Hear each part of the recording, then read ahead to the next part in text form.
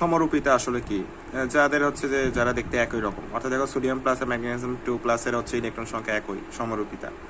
তারপর হচ্ছে যে ধাতুর লবণ, sodium chloride, potassium chloride, caesium chloride সবগুলোই হচ্ছে 1 নং গ্রুপের ধাতুর লবণ, হ্যাঁ, তাহলে এরাও সমরূপিতা। জিঙ্ক সালফেট 7 অণু পানি, সাদা ভিট্রিয়ল, ফেরাস সালফেট 7 অণু পানি, সবুজ ভিট্রিয়ল। তো 7 অণু পানি আছে।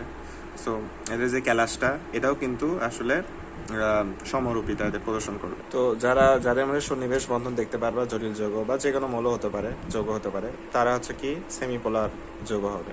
তো 2-এর বেশি মৌল থাকলে আসলে সন্নিবেশ বন্ধন থাকবে। সন্নিবেশ বন্ধন ইংলিশ নাম কোঅর্ডিনেট। আর 2-এর বেশি মৌল, দেখো নাইট্রোজেন আছে, হাইড্রোজেন আছে, 2টা মৌল আছে, আবার প্লাসও আছে, সো এখানে কিন্তু সন্নিবেশ বন্ধন থাকবে। সোডিয়াম সালফেট দেখো 2-এর অধিক মৌল আছে, সো এখানে সন্নিবেশ বন্ধন থাকবে। তারপরে H2SO4 কপার সালফেট, এদেরও 2-এর বেশি মৌল, মানে সন্নিবেশ বন্ধন। তো কোনো যোগে যখন পানি থাকবে, জাস্ট 3টার সাথে হাইড্রোজেন বন্ধনও থাকবে সেখানে, যেমন ব্লু